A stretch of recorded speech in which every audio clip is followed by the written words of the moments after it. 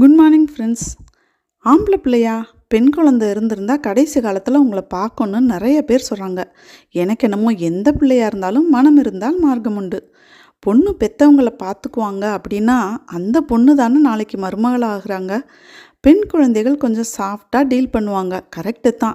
But என்னோட அனுபவத்தில் பசங்கக்கிட்டேயும் அதே இலகிய மனசு இருக்குங்க. பெற்றவங்க மனசை கஷ்டப்படுத்தக்கூடாது, அவங்க நம்மளுக்காகத்தான் கஷ்டப்படுறாங்க அப்படின்னு எல்லாத்தையும் அவங்களும் புரிஞ்சுக்கிறாங்க.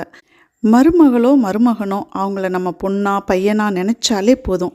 நம்மளுக்கு ஒன்று வேணும்னா முதல்ல நம்ம அதை கொடுக்கணும். பாசம் வேணும்னா பாசத்தை கொடுக்கணும். திருப்பி அது டபுளாக நம்மளுக்கு ரிட்டர்ன் கிடைக்குங்க. ஃப்ரெண்ட்ஸ், இன்றைக்கி லஞ்சுக்கு தக்காளி பாசிப்பருப்பு போட்டு சூப்பு வச்சாச்சு. வெண்டைக்காய், குடமிளகா, மாங்காய், கத்திரிக்காய் எல்லாம் போட்டு மண்டி பண்ணியாச்சு. முட்டை ஆம்லேட், சாதம், தயிர் சாதம் எல்லாம் ரெடி ஆயிடுச்சு. ஜாலியாக சமைச்சு ஹாப்பியாக சாப்பிட்லாம்.